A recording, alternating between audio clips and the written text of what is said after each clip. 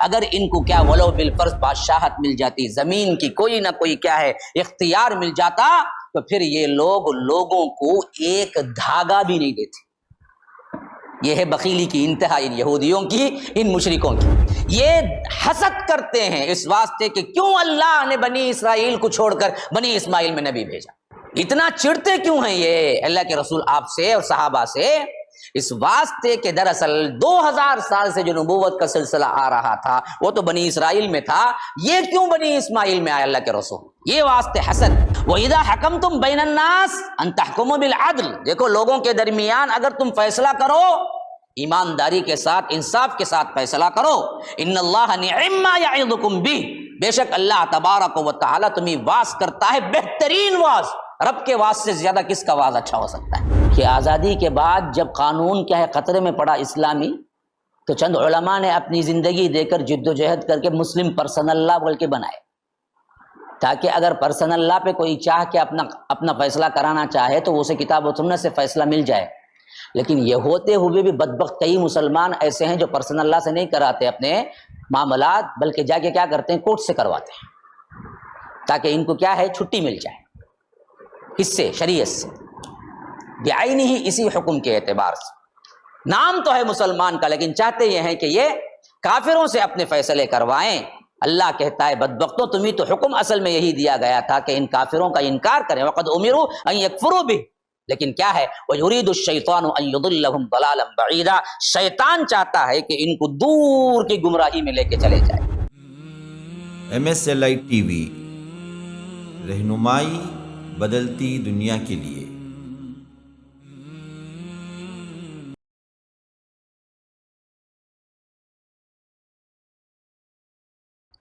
یا ایھا الذین اوتوا الکتاب آمنوا، یہ دراصل پہلی جگہ ہے جہاں پر یا ایھا الذین آ کر اوتوا الکتاب آیا ہے، یعنی اللہ نے یا ایھا الذین آمنوا ہم کو سب سے زیادہ پکارا ہے، تو محبت مسلمانوں سے ہے۔ ہاں ایک کم 90 مرتبہ ہم کو پکارا ہے یا ایھا الذین آمنوا، اور ایک مرتبہ پورے قرآن میں یا ایھا الذین کفروا پکارا ہے، اے لوگوں جو کافر ہوئے۔ وہ سورہ تحریم میں ہم آگے پڑھیں گے۔ اور ایک جگہ یہاں فرما رہا ہے کہ یا ایھا الذین اوتوا الکتاب، اے وہ لوگوں جن کو کتاب دی گئی ہے، آمنو، اب تو کم از کم ایمان لے آؤ نا، بما نزلنا مصدقا لما معکم، جو کچھ بھی نازل ہوا ہے اس رسول پر جو تمہارے ہاتھوں کے درمیان ہے، جو کچھ تمہارے پاس تورات ہے اس کی تصدیق کرتی ہوئی آئی ہے یہ کتاب قرآن، من قبل، اس سے پہلے کہ ان نطمس وجوہا، تمہارے چہروں کو اللہ مٹا دے۔ یہ گویا کہ زبردست عذاب کی دھمکی ہے ان بدبختوں کو جو اللہ کے رسول صلی اللہ علیہ وسلم کو مانتے ہوئے نشانیوں کے اعتبار سے ایمان نہیں لائے۔ تو اللہ نے کہا کہ دیکھو اس جرم کی پاداش میں ہم تمہارے چہروں کو مٹا دیں گے۔ ہاں نطمس وجوہا، گویا کہ کیا ہے ایسا چہرہ بنا دیں گے نہ ناک ابری ہوئی ہوگی، نہ کلے ابرے ہوئے ہوں گے، نہ آنکھیں اندر جئی ہوئی ہوں گی، کچھ بھی نہیں، بالکل صفا چٹ میدان ہو جائے گا چہرہ، ایسا کر دیں گے ہم تمہیں۔ ہاں فنردها علی ادبارها، صرف اتنا ہی نہیں ہے بلکہ کیا ہے چہرے کو پلٹا کر پیٹ کر دیں گے، پیٹ کو پلٹا کر چہرہ کر دیں گے۔ فنردها علی ادبارها، ایک تو صفا چٹ کچھ نہیں، اور یہ چہرہ کیا ہے پیٹ کی طرف کر دیں، پیٹ سامنے آ جائے گی، چہرہ پیچھے چل جائے گا۔ فنردها علی ادبارها، پشتوں کو پھیر دیں گے تمہارے۔ یا او نلعنهم کما لعنا اصحاب السبت، یا تم پر ہم لعنت کر دیں گے جیسے اصحاب سبت ہفتے والے لوگوں پر لعنت کی۔ کیوں اللہ نے ان پر لعنت کیا؟ تو کیا ہوا؟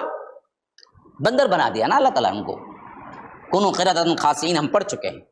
تو جیسے ہفتے والے ان لوگوں نے جو ہے قانون توڑا تھا، ویسے ہی دراصل کیا ہے تمہارے اوپر بھی ہم لعنت کر دیں گے۔ وکان امر اللہ مفعولا، کہ اللہ تبارک و تعالیٰ کو یہ امر کرنے میں کیا ہے کوئی بڑی بات نہیں ہے، جو چاہے وہ کرتا ہے، اللہ تبارک و تعالیٰ کا حکم نافذ ہو کے رہتا ہے۔ ہاں اب آ گئی وہ آیت جو کہ ہمیں کیا ہے شرک کے اعتبار سے سب سے زیادہ سخت ترین آیت ہے، اور اسی صورت کے اندر یہ آیت 2 مرتبہ آئی ہے، یہاں ایک جو ہم 48 میں پڑھیں گے، پھر آگے چل کے بھی پڑھیں گے، بعینہ وہی صیغہ فرمایا کہ ان اللہ لا یغفر ان یشرک بہ، بے شک اللہ تبارک و تعالی جنہوں نے بھی شرک کیا ہے اس کو معاف نہیں کرتا، ویغفر ما دون ذلک لمن یشاء، اس کے علاوہ جو بھی گناہ ہے اگر وہ چاہے تو معاف کر دے گا.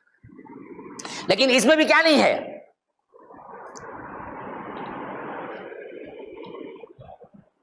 کیا نہیں ہے اس میں؟ فری لائسنس نہیں ہے کہ معاف ہی کرے گا. یہ ہے کہ چاہا تو کرے گا، چاہا تو عذاب بھی دے گا. اس واسطے ہمارے اہل توحید کو بھی سمجھنا چاہیے کہ بعض لوگ اتنے بے باک ہو جاتے ہیں، بھائی ہمیں تو شرک نہیں کرتے، بھائی پھر کیا کرتے؟ باقی کا سب کرتے کہ اللہ شرک کو اتنا معاف نہیں کریں گا. برابر بھائی، بالکل صحیح بات، لیکن اس کا مطلب یہ ہے کہ گناہوں میں پڑ جائیں. اللہ نے گارنٹی نہیں دی کہ معاف ہی کروں گا، بلکہ کہا کہ چاہا تو کر دوں گا. تو اس کا مطلب یہ ہوا کہ اگر تمہاری چھوٹی چھوٹی برائیوں کو بھی پکڑ کے اللہ جہنم میں ڈالے تو ڈال سکتا ہے، تو ڈرو. اور دوسری بات جو آئی وہ شرک کی سنگینی کے طور پر آ گئی کہ دیکھو اللہ تبارک و تعالی کبھی معاف نہیں کرے گا مشرک کو جو اللہ کے ساتھ شرک کیا ہے. بس مسئلہ ختم، کیونکہ اللہ تبارک و تعالی اپنے بات سے کبھی نہیں پھرتا. تو رب العالمین کا یہ وعدہ کبھی نہیں بدلے گا، خواہ وہ کتنا بڑا انسان، کتنے بڑے حسب و نسب والا ہوگا، اللہ تبارک و تعالی مشرک کو معاف نہیں کرے گا. اسی واسطے ہم دیکھتے ہیں کہ حضرت نوح علیہ السلام کے بیٹے ہونے کے باوجود بھی اللہ نے معاف نہیں کیا. ابراہیم علیہ السلام کا باپ ہونے کے باوجود بھی اللہ نے معاف نہیں کیا. محمد الرسول اللہ صلی اللہ علیہ وسلم کے چچا ہونے کی حیثیت سے بھی اللہ نے معاف نہیں کیا. تو شرک سے بچ جاؤ کہ وَمَن يُشْرِكْ بِاللَّهِ، جو کوئی اللہ کے ساتھ شرک کرتا ہے فقد افترا اسما عظیما، وہ بہت بڑا جھوٹ اور گناہ ہے جو اللہ پر باندھتا ہے. الم تر الی الذین یزکون انفسهم، کیا آپ نے ان لوگوں کو دیکھا ہے جو اپنے نفسوں کی پاکیزگی بیان کرتے ہیں؟ یہ بھی ایک بہت بڑی بیماری ہے جو آج بہت زیادہ ہے. ہمیشہ اپنے آپ، میں کون معلوم کیا، میں کیا معلوم کیا، میں کب سے روزہ رکھتا ہوں معلوم کیا، میں کبھی تہجد نہیں چھوڑا معلوم کیا، اللہ کے فضل سے ویسا نہیں ہوا معلوم کیا. جب یہ ہے تو بولتا کیوں ہوا؟ اپنے آپ کی پاکیزگی بیان نہ کرو، اللہ جانتا ہے. ہاں بل اللہ یزکی من یشاء، اللہ تبارک و تعالی جس کو چاہتا ہے پاک کرتا ہے. تم اپنے آپ کو کیا ہے پاکیزہ تر بیان مت کر. آج ہمارے پاس کیا ہے نا جی، یہ بہت بڑا ایک بیماری کی حیثیت سے ہمارے پاس لگی ہوئی ہے کہ لوگ کیا کرتے ہیں، پسند بھی یہی کرتے ہیں، تھوڑا سا کوئی بڑا انسان بن جائے، اب لیکچر میں اسے بولتے ٹاپک پہ بولو، اور ٹاپک چھوڑ کے آدھا گھنٹہ پہلے اپنے بارے میں بولتا، میں کون معلوم کیا، میں کیا معلوم کیا، میں کتنے سفراں کرا، میں کہاں گیا، مجھے اللہ نے کیا دیا. یہ کیا ہی خوب ہے، یہ سب جو بولنا ہے وہ بولنا خالی. ہاں اپنی پاکیزگی پر کیا ہے لیکچر. اب اس کا طریقہ دوسرا ادب احترام میں لاتے، خاص کر یہ دیوبندی حضرات، ان کی پاکیزگی نہیں بولتے، زندہ رہے تک ان کے بڑوں کی بولتے، انہوں مرے تو ان کے چھوٹے ان کے بڑوں کی بولتے. خالی یہ بڑوں نے کہا ہے، ہمارے بڑے کیا تھے، ہمارے اسلاف کیا تھے، ہمارے فلاں کیا تھے، ہمارے انہوں کیا تھے. جتنی تعریف یہ اپنے بڑوں کی کرتے ہیں اتنا اللہ کے رسول کی بھی نہیں کرتے. سیدھی بات دیکھو، کیوں ان کے بڑوں کے بولے تو انہوں خود بڑے ہو جاتے نا، ان کے بڑے انہوں چھوٹے ہو کر بھی پھر بڑے ہو جاتے. او پا دیوبند زندہ باد، اے زندہ باد، فلاں زندہ باد. کائی کو بھائی اتنا پکارا، جو ضرورت ہے وہ بولا کرو بس. اللہ ہے اصل میں پاکیزگی دینے والا.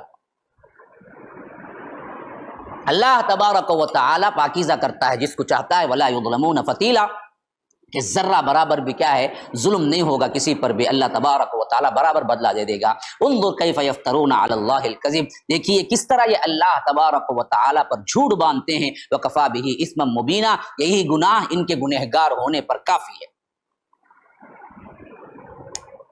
الم تر الی الذین اوتوا نصیبا من الکتاب یؤمنون بالجبت والطاغوت، اللہ کے رسول صلی اللہ علیہ وسلم ان لوگوں کو بھی آپ نے دیکھا ہے، یعنی آپ کو خبر پہنچی ہے.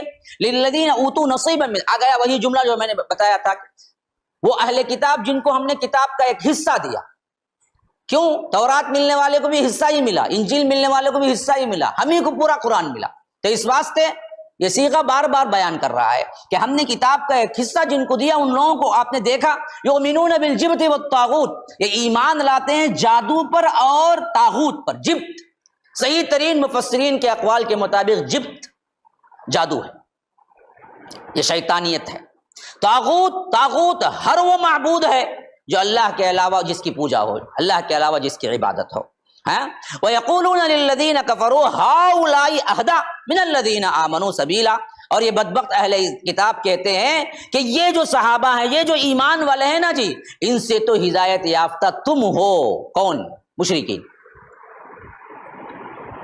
क्यों? बुग़्ज़ में, हसद में अंधा हो जाते, जिसे हमारे लिहाज से बोलते ना। आज हमारे भी अंदर आप देखें, ये कट्टर बरेलवी वगैरह है ना, साफ बोलते ये कौन है जी, ये कौन है, ये जहन्नमी है, इनके पीछे नमाज जायज़ नहीं है। अभी इनका एक बहुत बड़ा क्या हुआ था, मरा था, क्या नाम है उसका, भूल रहा हूँ, गुलाम मुस्तफ़ा कुछ है यूट्यूब पर, वो तो साफ कहते था ये अहले हदीस है ना जी, सूवर है। ये अहले हदीस है ना, सूवर है बाकायदा। इसकी बहुत बड़ी तंजीम क्या है, लब्बैक या रसूलुल्लाह बोल के तंजीम है उसकी। अभी बहुत बड़ा क्या प्रॉब्लम भी हुआ था पाकिस्तान में इसका, तो वो जो था ना जी, वो खुल के बोलता था ये जो है ना जी, ये सूवर है। बिल्कुल काफिरों से भी बदतर समझते हैं अहले तौहीद को। यही हाल इन बदबख्तों का भी था। ये यहूदी लोग क्या करते थे, सहाबा और मुसलमानों को देख के कहते थे कि अरे तो ये गुमराह हैं, उससे ज्यादा तुम अच्छे हो, तुम हिदायत याफ्ता। हाउलाई अहदा मिनल्लज़ीना आमनू सबीला, जो ईमान वाले हैं उससे तो आप ज्यादा बेहतर हैं। तो अब इसमें क्या हो जाता था, ये अहले किताब थे ना, इनके पास भी किताब थी ना, तो मुशरिकीन खुश हो जाते थे, अरे ये भी इल्म वाले हैं, बराबर बोलते हैं, हमें तो बराबर सही है। इतनी दुश्मनी होती है तौहीद से। उलाइकल लज़ीना लअनहुमुल्लाह, अल्लाह की लानत है ऐसे लोगों पर। वमन यलअनिल्लाहु फलन तजिद लहू नसीरा, कि जिस पर भी अल्लाह तबारक व तआला की लानत हो गई तो फिर उसके लिए दरअसल क्या है, कहीं से कोई मदद नहीं मिलेगी। अम लहुम नसीबुम मिनल मुल्की फइज़ा ला युतून अन्नास नखीरा, अगर इनको क्या वलो बिल फर्ज बादशाहत मिल जाती, जमीन की कोई ना कोई क्या है इख्तियार मिल जाता, तो फिर ये लोग लोगों को एक धागा भी नहीं देते। ये है बखीली की इंतहा इन यहूदियों की, इन मुशरिकों की। आज भी यही हाल है ना जी। अल्लाह कहता है वलो बिल फर्ज, अगर इनको बादशाहत का कोई हिस्सा मिलता, अम लहुम नसीबुम मिनल मुल्क, अल्लाह कहता है फइज़ा ला युतून अन्नास नखीरा, लोगों को एक धागा नहीं देते ये बदबख्त। अल्लाह का करना अच्छा हुआ कि अल्लाह ने नहीं दिया, लेकिन दे देता तो ये बखीली में इस इंतहा को पहुंचते कि एक धागा भी नहीं देते लोगों को। हाँ, क्यों? और खासकर लोगों में यहां पर मुराद मोमिनीन मुसलमान है, क्योंकि हम यहसुदून अन्नास अला मा आताहुमुल्लाहु मिन फज़ली, ये हसद करते हैं इस वास्ते कि क्यों अल्लाह ने बनी इसराइल को छोड़कर बनी इस्माइल में नबी भेजा। यह है असल मसला। इतना चिढ़ते क्यों हैं ये अल्लाह के रसूल आपसे और सहाबा से? इस वास्ते के दरअसल 2000 साल से जो नबूवत का सिलसिला आ रहा था वो तो बनी इसराइल में था, ये क्यों बनी इस्माइल में आया अल्लाह के रसूल? ये वास्ते हसद, यहाँ फजली नबूवत है। अलामा आताहुमुल्लाहु मिन फज़ली, अल्लाह ने जो कुछ फजल तुम पर किया है, क्या? नबूवत का, तौहीद का, इस्लाम का जो फजल किया है, इस पर ये लोग हसद करते हैं तुम पर। हालांकि अल्लाह कहता है फ़क़द आतैना आला इब्राहीम अल किताब वल हिकमत व आतैनाहुम मुल्कन अज़ीमा। अरे बदबख्तो, इस्माइल हो, बनी इसराइल हो या बनी इस्माइल हो, दोनों तो हजरत इब्राहीम ही के तो बेटे हैं। ऊपर जाओ तो हमने तो इससे पहले दरअसल अता किया था तो इब्राहीम को दिया था, किताब भी दी थी, हिकमत भी दी थी, वो आतैनाहुम मुल्कन अज़ीमा, बहुत बड़ी बादशाही भी दी थी। फलस्तीन से लेकर काबतुल्लाह तक किन की बादशाही थी? हजरत इब्राहीम के बेटों ही की थी। तो वो नहीं सोचते हजरत इस्माइल से तुम्हें इतनी दुश्मनी है, हालांकि हजरत इस्माइल भी हजरत इब्राहीम की तो औलाद है, फिर दुश्मनी क्यों? वमिनहुम मन आमन बिही वमिनहुम मन सद्दा अन, उनमें से बहुत से तो वो थे जो ईमान लाए और बहुत से वो हैं जो डट के खड़े हो गए हैं कि किसी भी तरह क्या है ये दीन न पहनने पाए, गोया कि एक आड़ बन गए। मन सद्दा अन मिनहुम मन आमन बिही वमिनहुम मन सद्दा अन, जो क्या कर दिए हैं, आड़ बढ़ के खड़े हो गए। वकफा भी जहन्नम सईरा, कि ऐसे लोगों के लिए भड़कती हुई आग ही काफी है। इन्नल लज़ीना कफरू भी आयातिना, रहे वो लोग जिन्होंने वो अपनी अल्लाह की आयतों से कुफर किया था, सौफ नुस्लीहिम नारा, ان قریب ہم ان کو اٹھا کے جہنم میں پھینکیں گے. کلما نضجت جلودہم، جب جہنم کی آگ سے ان کے جلود، ان کے جلد، ان کی چمڑیاں پگھل جائیں گی، جل جائیں گی، بدلناہم جلودن، ہم ان کے دوبارہ پھر جلد بنا دیں گے، غیرہا لیذوقوا العذاب، دوسری جلد سے، اس واسطے کہ وہ عذاب کا مزہ چکھیں. یہ سب سے کڑی اور بہت ہی عذاب کے لحاظ سے کٹھن ترین آیت ہے.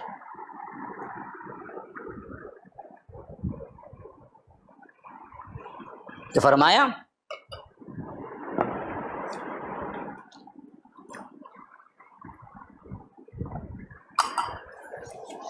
جہنم میں پھینکنے کے بعد ان کی چمڑیاں جل جائیں گی تو ہم ان کو ایسے ہی نہیں چھوڑیں گے، دوسری چمڑی دیں گے، نئی چمڑی، اس واسطے کہ عذاب برابر بغیر کم ہوئے ملتا رہے، کیونکہ اصل درد کا احساس تو کیا ہے؟ چمڑی میں ہے نا جی.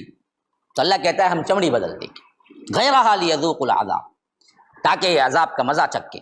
ان اللہ کان عزیزا حکیما، بے شک اللہ تبارک و تعالی زبردست بھی ہے، حکمت والا بھی ہے. والذین آمنوا، رہے وہ لوگ جنہوں نے ایمان کو قبول کیا، ایمان لائے، وعملوا الصالحات، اور نیک عمل کیے، سندخلہم جنات تجری من تحتها الانہار خالدین فیہا ابدا، ہم ان کو جنات میں داخل کریں گے، باغات میں داخل کریں گے جن کے نیچے نہریں بہ رہی ہیں، جس میں وہ ابد الآباد رہیں گے، فیہا ابدا، کبھی نہیں نکالے جائیں گے. لہم فیہا ازواج مطہرہ، اور ان کے لیے وہاں پر پاک بیویاں ہم نے رکھی ہوئی ہیں. مطلب یہ ہے کہ حیض نہیں آئے گا، نہ نفاس آئے گا، نہ کوئی اور گندگی ہوگی. مطہرہ، ہم ان کو پاک بیویاں دیں گے. وندخلہم ظلا ظلیلا، اور ہم ان کو داخل کریں گے بڑے لمبے لمبے سایوں کے اندر، یعنی سایہ ایک ایک درخت کا اتنا لمبا ہوگا. اللہ کے رسول نے جیسے فرمایا کہ سوار 1 مہینے تک مسافت کرے گا ایک درخت کے سائے میں، جنت کا ایک درخت کا سایہ اتنا بڑا ہو. ایسے سایہ دار درختوں کے اندر انہیں کیا کریں گے؟ باغ بنا کے ہم انہیں دیں گے.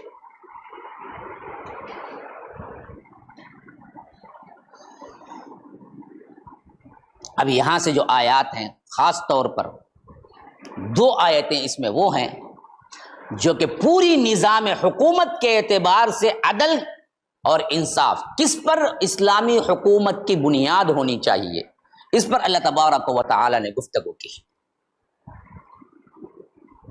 یہ فرمایا ان اللہ یأمرکم ان تؤدوا الامانات الی اہلہا، اللہ تبارک و تعالی تمہیں حکم دیتا ہے کہ امانتیں واپس کر دو، امانت والوں کے پاس جو اس کے اہل ہیں ان پر واپس کر دو. امانت میں خیانت کبھی نہیں ہوگی، حتیٰ کہ اس بارے میں اس حد تک آپ کو معلوم ہونا چاہیے، اس کے شان نزول میں مفسرین جو بیان کرتے ہیں، بڑی ہی اہم ترین بات، مکہ فتح ہو گیا تو طلحہ بن عثمان ہے، یا بھول رہا ہوں کہ عثمان بن طلحہ ہیں غالباً، جن کے پاس مکے کی چابی تھی. اللہ کے رسول صلی اللہ علیہ وسلم کے نبوت کے زمانے میں جب مکی زندگی تھی، اللہ کے رسول کو کیا ہے خواہش ہوئی کہ کعبے کے اندر جائیں، تو عثمان بن طلحہ کو اللہ کے رسول نے بلایا، کہا کہ مجھے کعبے کے اندر جانا ہے، دروازہ کھول دو. اس وقت ابھی مسلمان نہیں ہوئے تھے، تو انہوں نے انکار کر دیا، کہا کہ نہیں. تو اللہ کے رسول صلی اللہ علیہ وسلم کی زبان مبارک پر یہ الفاظ آئے کہ عثمان، ایک زمانہ وہ بھی آئے گا جب یہ چابی میرے ہاتھ میں ہوگی اور میرے اختیار میں ہوگا، میں کس کو دوں. پھر زمانہ گزرتا گیا، یہاں تک کہ 20 سال کا عرصہ گزر گیا. اللہ کے رسول 8 ہجری میں پھر پلٹ کے آئے تھے، 20 رمضان المبارک کی تاریخ تھی، 8 ہجری تھی، مکہ فتح ہو گئے.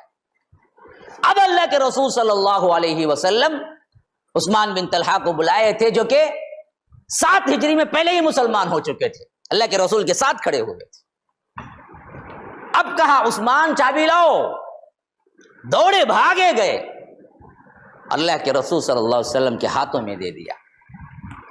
جب اللہ کے رسول صلی اللہ علیہ وسلم کے ہاتھوں میں آ گیا تو حضرت عباس رضی اللہ عنہ کے زبانی، یا بعض دوسرے بھی تھے جو قریشی تھے، روایتوں میں آتا ہے کہ انہوں نے کہا کہ اللہ کے رسول آج کل کی کل اختیار آپ کے پاس ہے کعبۃ اللہ کی چابی کا، اب دراصل نبوت کے خاندان ہی میں چابی بھی رکھ دیجئے، آپ ہمارے حوالے کر دیجئے. ابھی اللہ کے رسول نے کوئی جواب نہیں دیا، کہتے ہیں کہ یہ آیت اتر گئی۔ ان اللہ یامرکم ان تؤدوا الامانات الی اہلہا، دیکھو اللہ حکم دیتا ہے کہ امانتیں جن کے اہل ہیں وہ لوگ انہی کے پاس پلٹا دو۔ اور اللہ کے رسول نے عثمان بن طلحہ کو پھر بلایا، کہا کہ لو یہ تمہاری امانت ہے جو میں نے لی، قیامت تک تمہارے ہی پاس رہے گا، اگر کوئی تم سے چابی چھینے گا تو وہ ظالم ہوگا۔ اور آج بھی وہی خاندان میں آ رہی ہے چابی، آج بھی اسی خاندان میں آ رہے ہیں۔ تو یہ ہے امانت کی ذمہ داری۔ آپ کے پاس پاور ہے، حکومت ہے، اس واسطے امانتیں دبا کے مت بیٹھا کرو، یاد رکھو اللہ دنیا میں بھی ذلیل کر دے گا، آخرت میں بھی ذلیل کر دے گا۔ جو جن کے اہل ہیں، جن کی ذمہ داری ہے، جن کے پاس مال وہ پہنچنا ہے پہنچا دو۔ اللہ کے رسول کو اللہ حکم دیتا ہے تو ذرا یاد کرو ہماری کیا حالت ہے، ہم کس قید کے مولی ہیں جی؟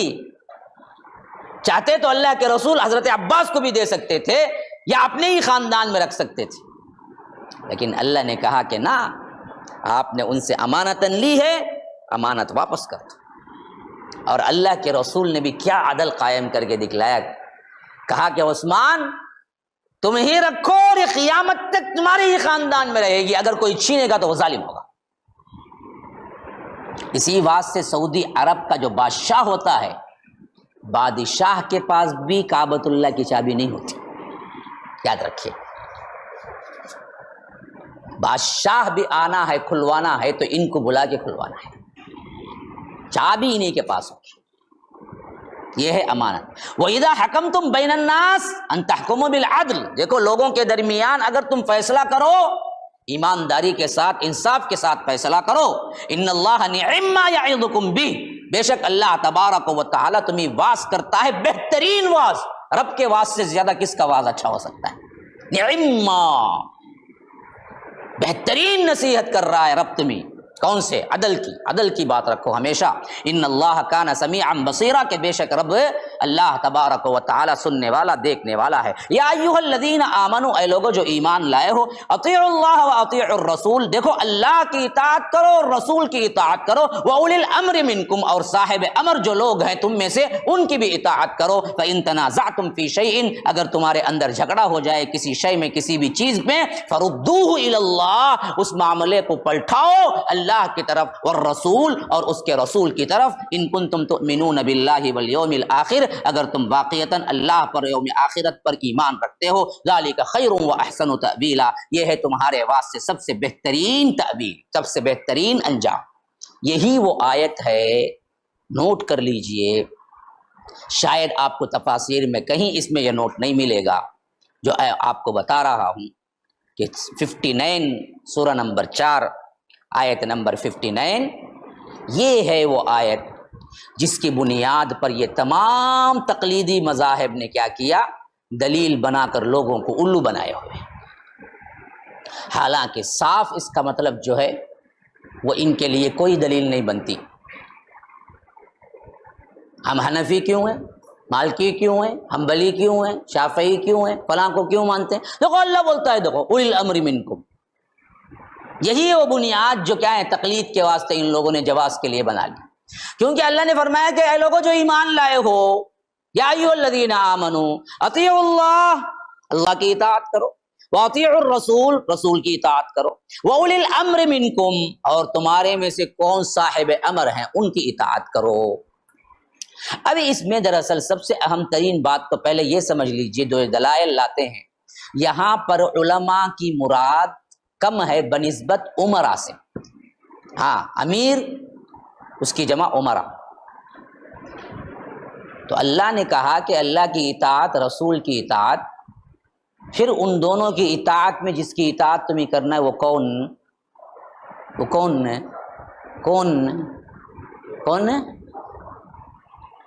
حاکم، امیر کا تو کون تبلیغ جماعت کا امیر ہے؟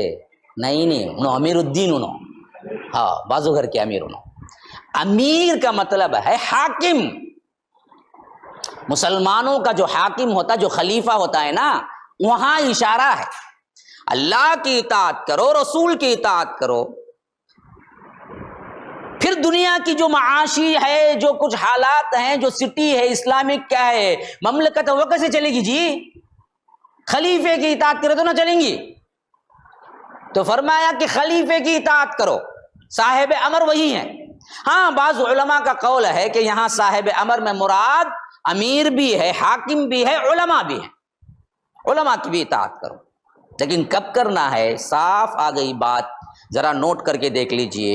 اللہ نے فرمایا کہ اطیعوا اللہ و اطیعوا الرسول، اللہ کی اطاعت، رسول کی اطاعت۔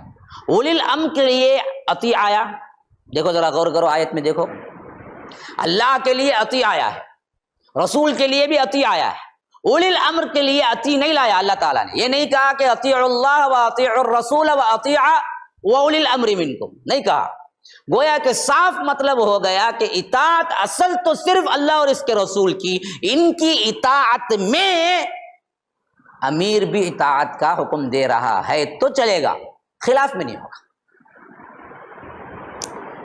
شریعت کے مطابقت میں آپ کو حکم دے رہا ہے، خواہ وہ امیر ہو خواہ وہ عالم ہو، اس کی بات مانی جائے گی۔ شریعت کی مخالفت میں دے رہا ہے تو تب تمہارے اوپر کوئی ذمہ داری نہیں، نہیں نہیں بھائی معاف کرو، میں حنفی، میں ووچ کروں گا، نہیں بول سکتے تھے۔ حدیث میں جو ہے وہ کرنا پڑے گا، یاد رکھو۔ یہاں اطاعت کا حکم ہے، اور ایک تفسیر میں ہے کہ یہاں پر حاکم بھی مراد ہے، عالم بھی مراد ہے، تو ہم مانتے ہیں بات صحیح ہے، لیکن اس میں تقلید کا کہیں حکم نہیں ہے۔ یہاں بتایا گیا کہ اللہ اور اس کے رسول کی اطاعت میں اولو الامر کی اطاعت جائز ہے، اللہ اور اس کے رسول کی مخالفت میں نہیں۔ اب کوئی بندہ پوچھے گا بھائی ابو حنیفہ، امام مالک، امام احمد بن حنبل، امام شافعی جیسی شخصیتیں رحمہم اللہ، وہ جا کو اللہ کے رسول کے خلاف بولیں گے کیا بھائی؟ اس واسطے کہ ہم کیا بند کر انہوں نے کیا بولے مانتے، ہمیں بولتے انہوں نہیں بولیں گے، انہوں نہیں بولیں گے، ان کو دوسرے لوگ بولیں گے نا۔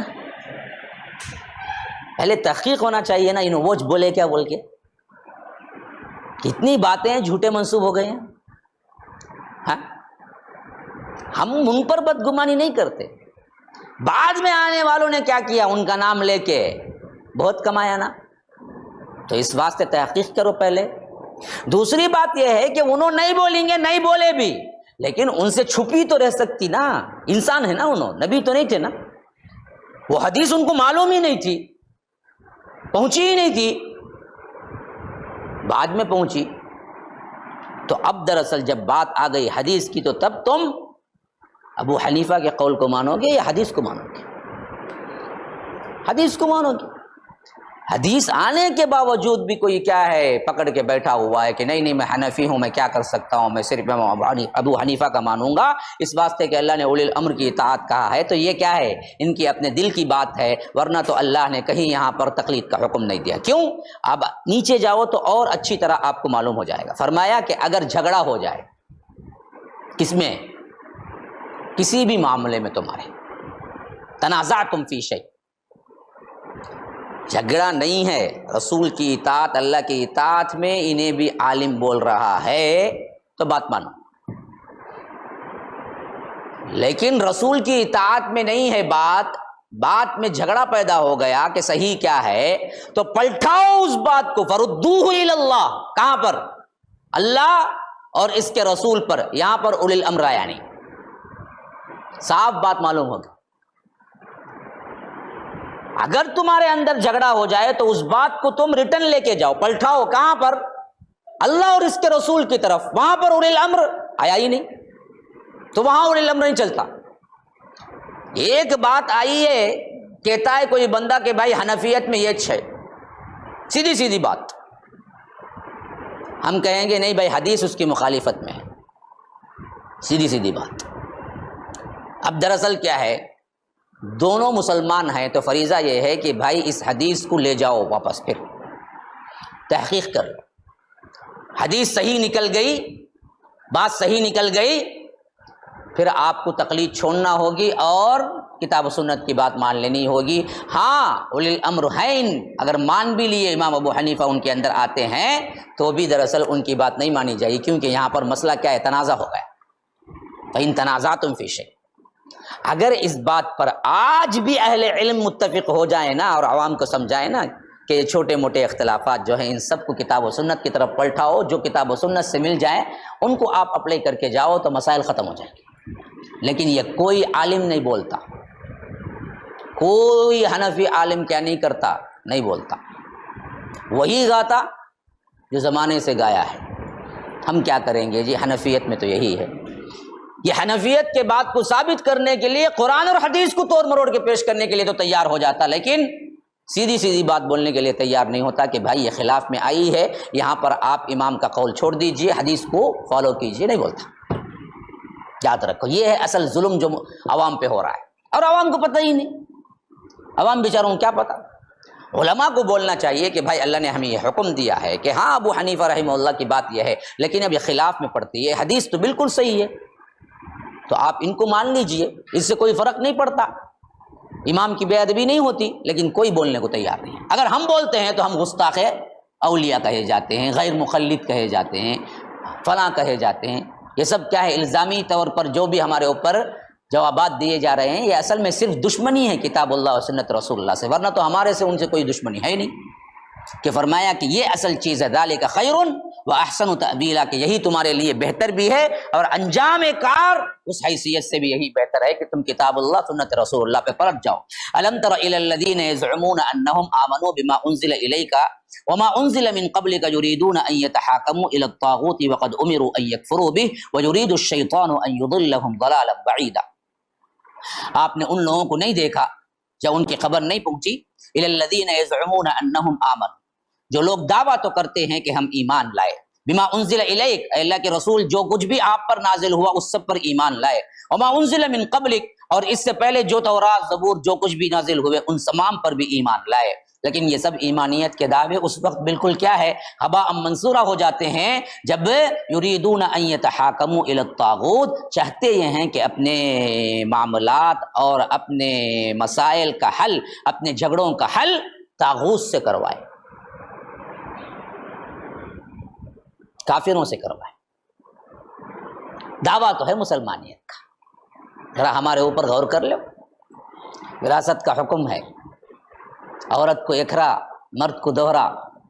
ہماری اپنی مسلمان بیٹی کہتی ہے نہیں نہیں نہیں نہیں، مجھے بھی برابر ہونا، میں کوٹ کو جا لوں گی۔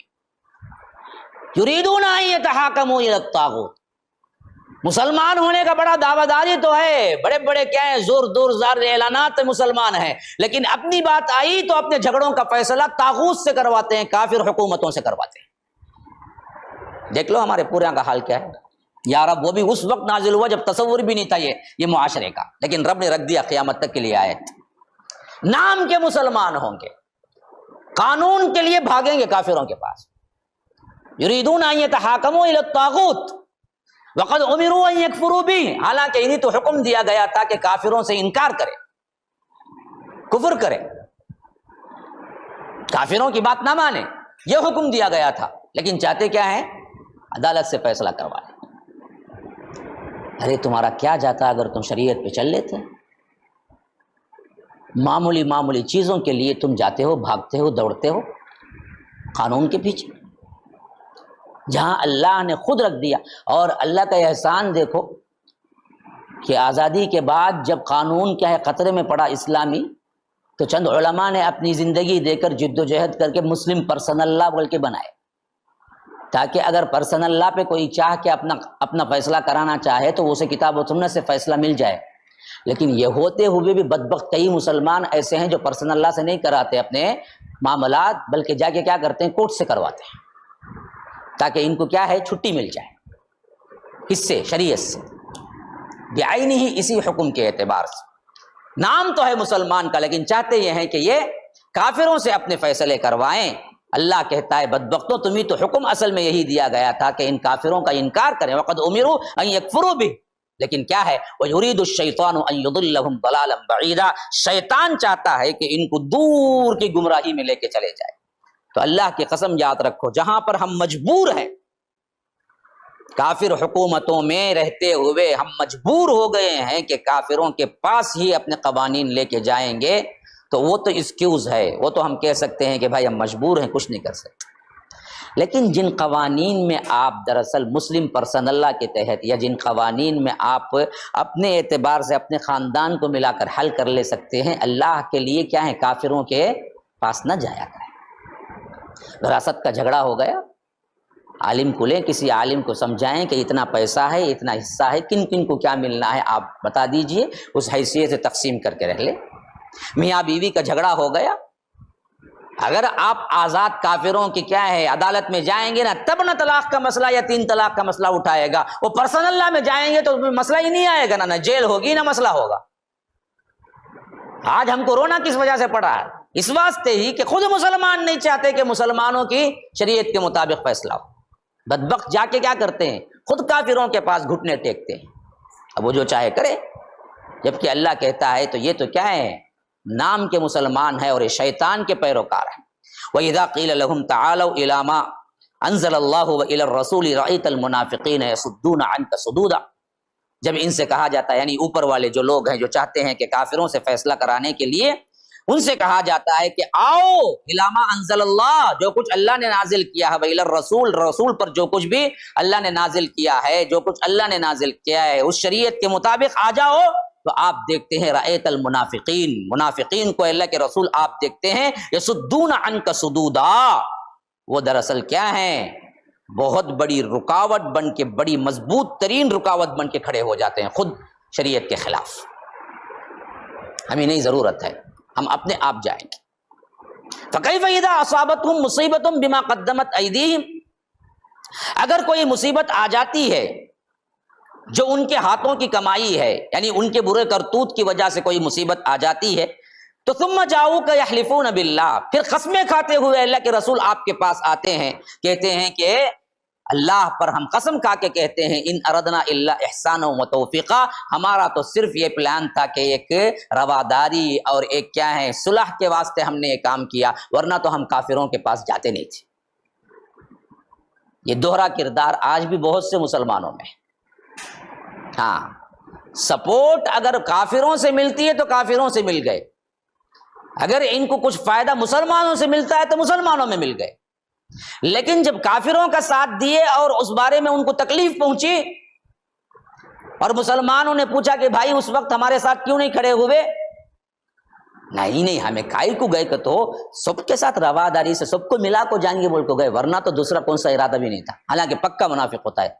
تو اللہ تبارک و تعالیٰ کہتا ہے کہ اولئک الذین یعلم اللہ ما فی قلوبہم، جو کچھ ان کے دلوں کے اندر ہے اللہ ان کو جانتا ہے، فاعرض عنہم، اللہ کے رسول ان سے اعراض کیجئے، ان کو کیا ہے خاطر میں مت لائیے، ان کو پوچھیے مت، وعظہم، ہاں ان کو نصیحت کیجئے تاکہ یہ اب بھی پلٹ جائے، وقل لہم فی انفسہم قولا بلیغا، اور ان کے لیے اچھے طریقے سے نصیحت کیجئے، بلیغ بات کہیے جو ان کے دلوں میں اتر جائے۔ دیکھو ایسے بدترین منافقوں کے ساتھ بھی دعوت اللہ کرنے والے داعیوں کو اللہ نے کیا حکم دیا، اللہ کے رسول کیا حکم دیا، ان سے زبان کیا نہ کرنا، خراب نہیں کرنا، ان کی سختی پر ہم بھی سختی نہیں کرنا، بلکہ آپ اچھے طریقے سے ان کو سمجھائیے۔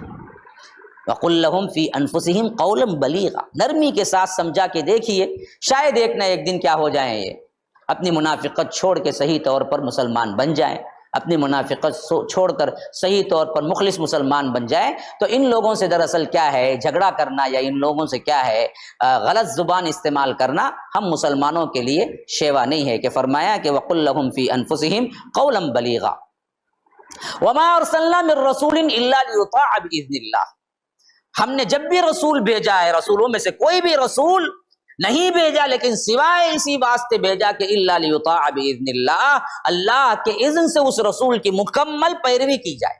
جو رسول بھی جب بھی آیا وہی حکم تھا، اللہ کے رسول آپ کا بھی یہی حکم ہے کہ آپ کی پیروی آنکھ بند کر کے کی جائے۔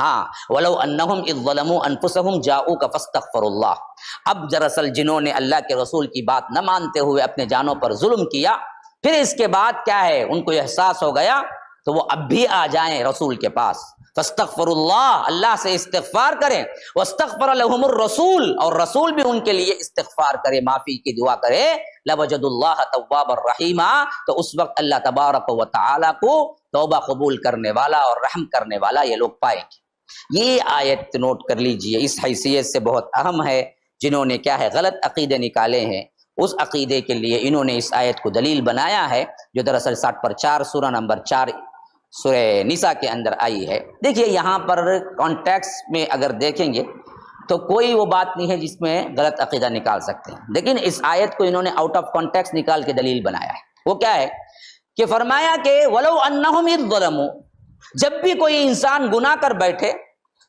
انفسہم اپنے جانوں پر، جاؤک فاستغفر اللہ، اللہ کے رسول کے پاس آ کر استغفار کرے اللہ سے، تو ان بدبختوں نے کیا کیا، بریلویوں وغیرہ نے، اس واسطے ہم بھی کیا ہے اللہ کے رسول کا وسیلہ مانگتے ہیں، اور نہیں تو سیدھا عمرے کی نیت سے مدینہ پہنچ کر وہاں جا کے اللہ کے رسول سے دعا کرتے ہیں، اللہ کے رسول ہم کو معاف کرا دیجئے، ہم کو ملا لیجئے، ہم کو اللہ کے پاس بول کر پاک کر دیجئے، کیونکہ اللہ خود کہتا ہے نا بھائی جاؤ کا فاستغفر اللہ، وہ آئے آپ کے پاس۔ اب آپ اچھی طرح سمجھ لیجئے، جب آپ پورے تسلسل کے ساتھ پڑھتے آ رہے ہیں تو کیا یہ بات اس آیت سے نکلتی ہے؟ یہاں جاؤ کا فاستغفر اللہ کب کہہ رہا ہے اللہ تعالیٰ؟ جب اللہ کے رسول مدینے میں موجود تھے، مدنی زندگی کی بات ہو رہی ہے نا بھائی۔ اگر یہ لوگ انکار کرتے ہیں، اگر یہ لوگ دراصل اللہ کے رسول صلی اللہ علیہ وسلم جب بھی جنگ کو بلایا یا آ کر کسی غزوے کو بلایا تو یہ لوگ انکار کر بیٹھے، نفاق کی وجہ سے اللہ کے رسول کے خلاف کچھ کہہ دیے، تو اللہ تعالیٰ ایک ایکسکیوز دے رہا ہے کہ دیکھو اب بھی کچھ نہیں گیا، توبہ کرتے ہوئے پلٹ کے آؤ، اللہ سے استغفار کرو، اور رسول سے بھی کہو کہ آپ بھی ہمارے لیے استغفار کریں، تو اللہ تبارک و تعالیٰ معاف کرنے والا ہے۔ اب اس آیت کو اللہ کے رسول کے انتقال کے بعد فٹ کریں کہ دیکھو اللہ نے خود کہا ہے کہ گناہوں کی معافی کے واسطے کیا کرو، تم اللہ کے رسول کے پاس آؤ، تو ہم بھی کیا کریں گے، سیدھا پہنچیں گے مدینے میں قبر رسول پر اور وہاں دعا کریں گے ڈائریکٹ اللہ کے رسول سے، تبھی ہماری معافی ملے گی۔ تو یہ بات صحیح ہے کیا؟ یہ اس سے ملتی جلتی ہے؟ تو یاد رکھیے بہت بڑا۔ اب اس معاملے میں کیا کرتے ہیں کہ تفسیری روایات میں ایک روایت بھی شامل کر دی ہے جھوٹ موٹ کی۔ وہ کیا ہے؟ ایک بدو تھا جس نے اس آیت کو پڑھتے ہوئے آ کے اللہ کے رسول صلی اللہ علیہ وسلم سے سامنے کہا تھا کہ اللہ کے رسول، اللہ کہتا ہے کہ جب بھی کوئی گناہ کریں، اپنے آپ پہ ظلم کر لیں، تو وہ سیدھا آ کے آپ کے پاس استغفار کرے، تو میں بھی استغفار کرتا ہوں۔ یہ کہہ کے کیا کرا کرتے، وہ بدو سو گیا کرتے، خواب میں اللہ کے رسول آئے اور بولے بالکل تو نے صحیح کیا، اللہ نے تیرے گناہ معاف کر دیے۔ یاد رکھیے یہ آیت سے نہ وہ دلیل ملتی ہے نہ اس دلیل پر عمل ہو سکتا ہے۔ خواب شریعت نہیں بنتی کبھی، اگر وہ واقعہ سچ مچ بھی ہوا ہے تو بھی دلیل نہیں ہے۔ یہاں دراصل بات جو بتائی جا رہی ہے وہ صرف یہ ہے کہ ان ظالم منافقوں نے جب آپ کے ہوتے ہوئے آپ کی نافرمانی کی تو توبہ بھی تب ہی ہوگی جب وہ خود آپ کے پاس آ کے توبہ، کیونکہ آپ کی نافرمانی آپ کے ہوتے ہوئے کی نا۔ مسئلہ کیا ہے بھائی، ہم بھی بولتے نا جا با ان کے سامنے بدتہذیبی کا، ان کے سامنے جا کو معافی منگوا، بولتے ہیں بڑوں کا ادب۔ تو جب آپ کے ہوتے ہوئے اللہ کے رسول نے پکارا جنگ کے لیے اور انہوں نے نہیں گئے، اب دراصل معافی بھی کیسے ہوگی؟ اللہ کے رسول کے پاس آ کے کہیں گے اللہ کے رسول ہم نے فلاں وقت آپ کی بات سن کے بھی عمل نہیں کیا، معافی کیجیے، اور اللہ سے معافی مانگی۔ اور ساتھ میں اللہ کے رسول کی زندگی کا حوالہ دیتے ہوئے اللہ خود کہتا ہے واستغفر لهم الرسول، رسول بھی ان کے لیے معافی مانگی۔ رسول کب بھی معافی مانگ سکتا ہے؟ جب دنیا میں ہو تب نہ مانگ سکتا ہے۔ ہاں تو یاد رکھیے اس آیت سے وہ بات جو دراصل یہ ثابت کرنا چاہتے ہیں نہیں نکلتی۔ MSLI TV رہنمائی بدلتی دنیا کے لیے۔